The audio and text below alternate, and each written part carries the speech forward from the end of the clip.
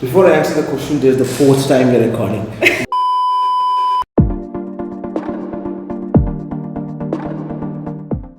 Hello everyone, I'm Dipshika who is currently interning in Luxeveda. So today we thought about having a little bit of chit chat on what's going on around the world, which is nothing else but AI. Today we have the CEO of Luxeveda, Mr.Raghav with us, with whom we're going to discuss on how has AI changed the role of leadership.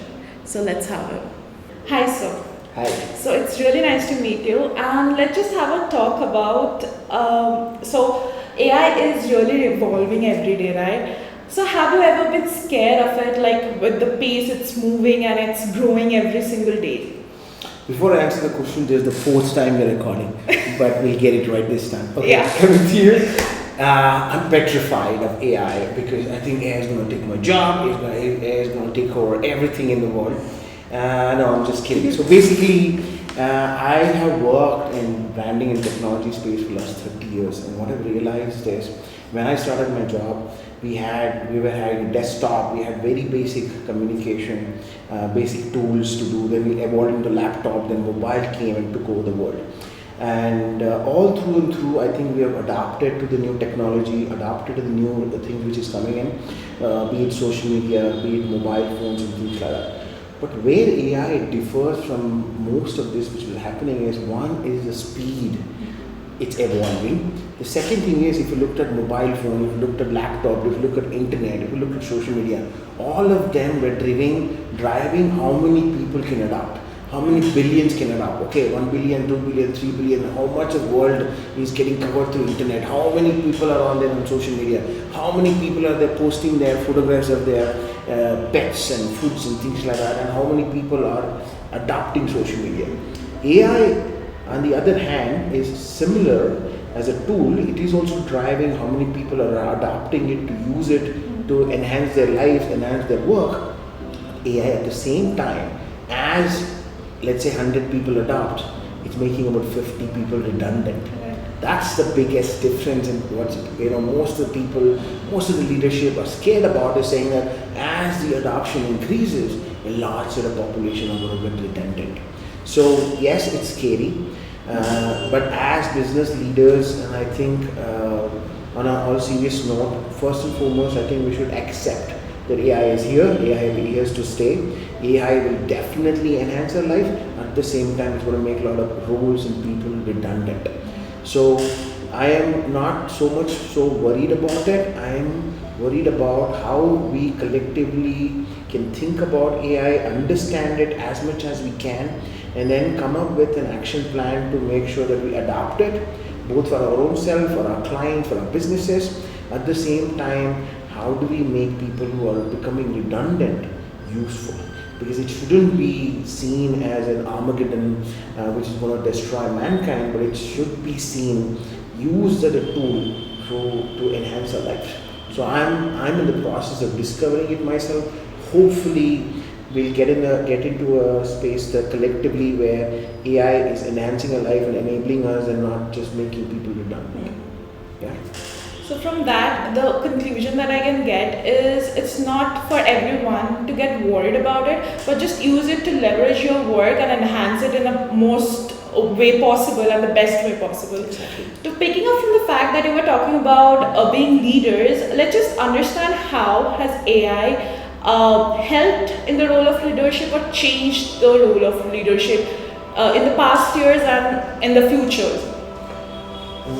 Very good question. So I think as a leader, I think the first thing which everybody is talking about is the prompt engineering. What I understand is prompt engineering is about how smartly you're able to ask questions to an AI and how deeply you can ask the question so that it gives you an answer or a solution or output which is smart and useful, right? So first step, I think part of adoption and understanding AI is as leaders and as your team, everybody understanding prompt engineering and how do we use that. I think that's an important thing because for me, prompt engineering is a conversation or having ability to have a proper conversation with AI and get that to the advantage.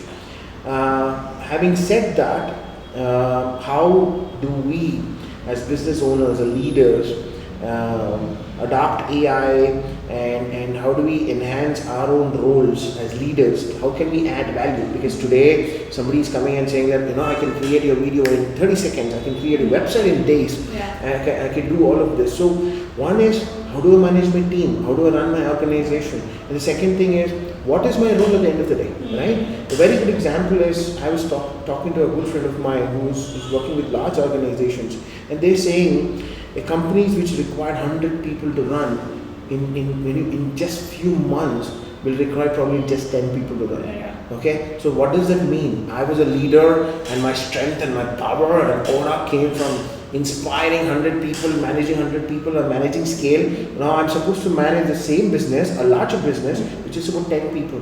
What is my role?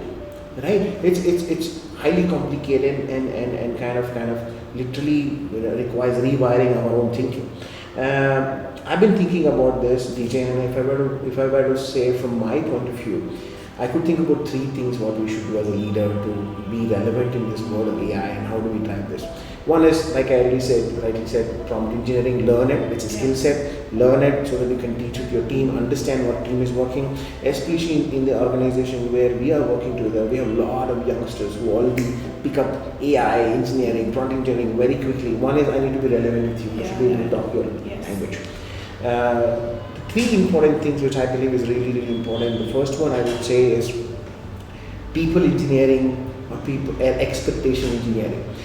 No longer will I be able to run the organization giving typical job description.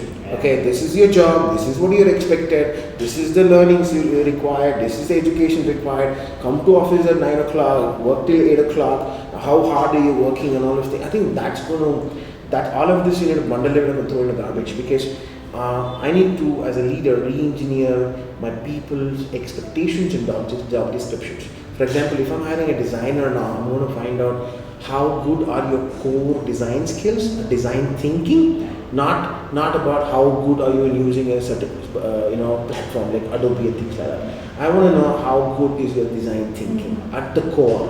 Are you really passionate about design? And let's say if content writer, I look at how strong are you in storytelling. That passion. Then I'm going to say, how good are you using AI tools and various tools to bring that to life? So it goes back into not your education, not the tools it goes back into at the core how deeply interested you are, because that leads to learning, leads to adoption.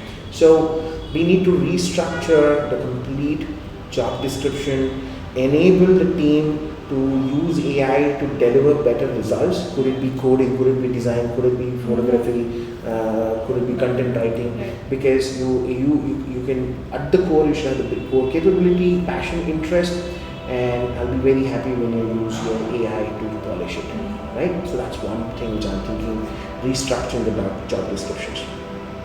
The second thing is restructuring the financial system, or financial programming, because no longer, like the example I give you, no longer we need 100 people to run an organization. I can run with 10 people, right? So when I'm interacting with a client, I need to relook at my revenue model. I'm not going to go and tell you, I'm going to build you a website, I'm going to get e-commerce and all this thing. You said half the job is done by AI. What are you value adding, right? So it's not going to be the typical way of project-based costing, or it's not going to be man-hour costing or a retainer things, because you're not getting paid to do the same thing. You will be getting paid to do new things every time, right? So what that means is, we as an organization, especially in service industry, digital marketing, web development and things like that, I think we'll have to now think like, we are not your client, we're not you're not a client, we're not a vendor. I am an extended part of your marketing team and technology team. So I'm going to leave your problems along with it, I'm going to leave your opportunity along with it, and I'm going to be a lot more agile to identify the problems beforehand, identify the opportunities beforehand, work along with you. So I will not be part of your cost, I will have to be part of your revenue. Right? So that I think is very, very important, so that we are now going to be billing for results, we're going to be billing for analytics, we're going to be billing for scaling up, or we're going to be billing for solving a problem as an extended team. Right? So I think the business contract structuring, business structuring is going to change. At the same time, I also need to make sure that my financial planning is done very well, because what kind of people am I hiring? I need to hire a lot more intelligent people. I need to have fewer intelligent people than just the number of people, right? And a third one, which I'm still contemplating, is infrastructure engineering or organization structure engineering. I think no longer we can have a hierarchy structure of CEO, CFO, CTO, CMO, CMO, manager, presidents, blah blah blah blah. I don't think so, because that is going to disappear. It's going to be a group of intelligent people. How strategy? There's going to be a strategy center, there's going to be an implementation center, there's going to be an analytical center. I think all of them is going to be a really flat organization. A CEO should be somebody who's a little more evolved and should be able to manage people to deliver things. It's not a God-gifted role saying that you're the CEO, so you're the god of the company. No, you are the CEO because you're executing and thinking and working alongside. So organization restructuring will require two things. One is changing the organization structure, flat organization where everyone working together as a team. You take care of more strategic, more exposed challenges as a leader because of the experience. Less exposed, less challenging is taken by somebody else. But you are all working as one army together. And what it also means is you need to relook at structure. I don't think so. You need big offices, air-conditioned canteens, so people can work from home or people can work from office. Because when your financial revenue structure is changing, you can't have a scenario where you have having a white elephant where you're spending too much money on infrastructure. So you should be able to pass on the savings to your client or generate savings so you can pass on revenues to your people. So in a nutshell, I think as a skill set, every leader should learn AI tools, prompt engineering, but to run an organization, what the unprecedented change which AI is bringing, we need to kind of relook at how are we defining people's role. I would say people engineering, how are we defining our financial goals and financial expectations, so that's a financial engineering, and the third one is obviously organizational infrastructure engineering, so that we are adapting ourselves to this new, I would say, I don't want to call AI as a tool, a new partner, a new being which is coming into our world and into business world and people's lives, and how do we create a beautiful symbiotic relationship and manage and evolve together. So I hope it's a very long answer to your simple question, but I hope it makes sense. It was really insightful. So also I believe that with time, it's always good to adapt new things because that's evolution. And without evolution, the world will come to a stagnant state. So that was really insightful. So thank you so much for your time, and we had a great. Thanks, DJ.